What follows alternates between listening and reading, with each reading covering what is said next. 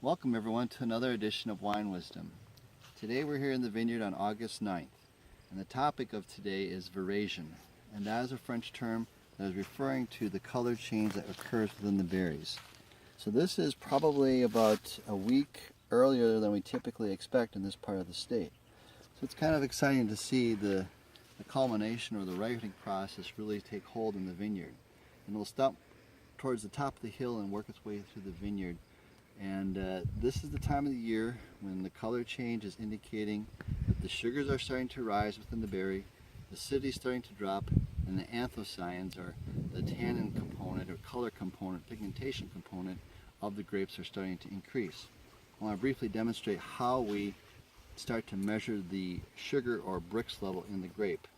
Starting next week and from there on a periodic basis, every other day, probably every day, within 2 weeks from now, we will be measuring the sugar content of these berries.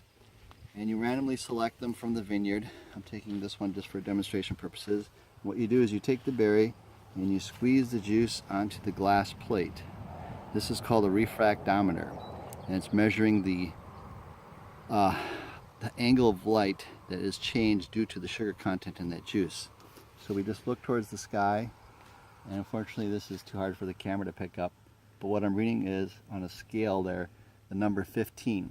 That is showing me that 15% of the content of this grape is sugar. Ideally we want to get to 21 or 22 before it's typically considered mature. Again, these are maturing quicker than the other parts of the vineyard, so my guess is that we're still at least 4 to 5 weeks away from the harvest. But I invite you to come on out and see this stage occur within the vineyard. It's kind of exciting to walk down the rows and see the color change occurring. And soon we will be placing nets over these rows, because the reality is the aromas start to kick in, and that also becomes attractive to the birds. So 7 miles worth of netting will have to be applied to these rows within the next week or two. And I'd also like to mention that this weekend is the highly anticipated release of Vintner's Reserve, which is a special blend of both the Petite Pearl and Marquette grapes grown here on the Wisconsin ledge. So I invite you to sample, the very first people to sample this wine, and to come and see the impact of Veraison in our vineyard. So until next time, cheers.